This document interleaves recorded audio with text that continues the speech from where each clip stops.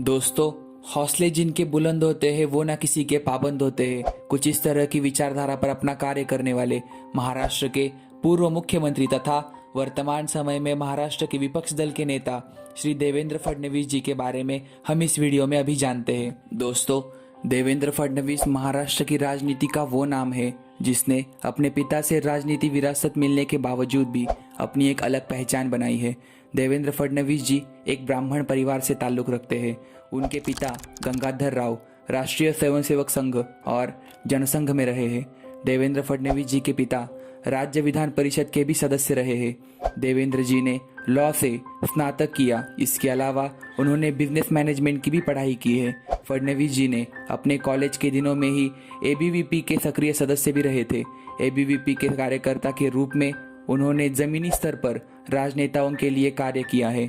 देवेंद्र फडणवीस जी का जन्म 22 जुलाई 1970 को नागपुर में हुआ था।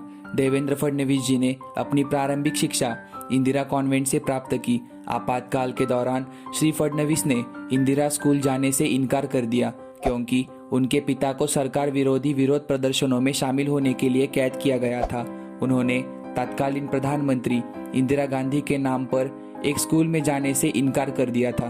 अब बात करें देवेंद्र फडणवीस जी के राजनीतिक करियर के बारे में, तो वह कॉलेज के दिनों से ही राजनीति में एक सक्रिय भूमिका निभा रहे थे। उन्होंने एबीवीपी में वह एक जमीनी स्तर पर कार्यकर्ता के रूप में उन्होंने रामनगर वार्ड से अपना पहला नगर पालिका चुनाव जीता।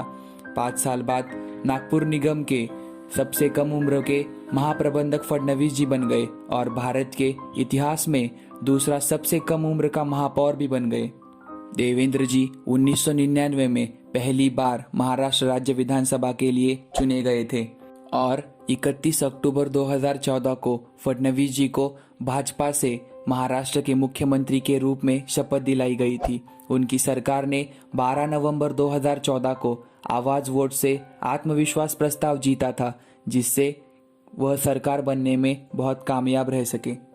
देवेंद्र फडणवीस जी को प्रधानमंत्री नरेंद्र मोदी का करीबी भी माना जाता है। चुनाव प्रचार के दौरान नागपुर की सभा में मोदी जी ने फडणवीस जी की खुलकर तारीफ की थी। चुनाव से पहले ही दिल्ली में नरेंद्र मोदी और महाराष्ट्र में देवेंद्र के नारे लगने शुरू हो गए थे।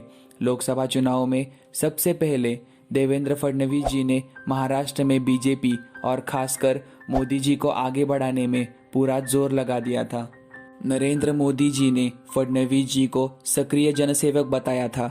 फडणवीस जी की तारीफ उनके विरोधी दल के नेता भी करते हैं। चुनाव से ठीक एक दिन पहले महाराष्ट्र के पूर्व मुख्यमंत्री और कांग्रेस के नेता पृथ्वीराज चौहान जी ने फडणवीस जी को मुख्यमंत्री पद का सबसे योग्य चेहरा बताया था और इसी वजह से देवेंद्र फडणवीस जी जनता के बीच अपनी एक अलग छवि रखने में बहुत ही सफल हो गए और उन्होंने महाराष्ट्र के मुख्यमंत्री के रूप में शपथ ली और अपना 5 साल का कार्यकाल बहुत ही सफलतापूर्वक पूर्ण किया। शरद पवार जी के बाद देवेंद्र फडणवीस महाराष्ट्र के ऐसे मुख्यमंत्री हैं जिन्होंने सबसे कम उम्र में अपने मुख्यमंत्री पद की शपथ ली है और वर्तमान समय में देवेंद्र फडणवीस जी महाराष्ट्र के विपक्ष दल के नेता के रूप में सेवा कर रहे हैं। तो इस तरह से ऐसे बुद्धिमान राजनेता के बारे में हमारा ये वीडियो आपको कैसा लगा? इसी तरह के वीडियोस देखने के लिए कृपया हमारे चैनल को सब्सक्राइब करें और इस वीडियो को लाइक करें और शेयर करें।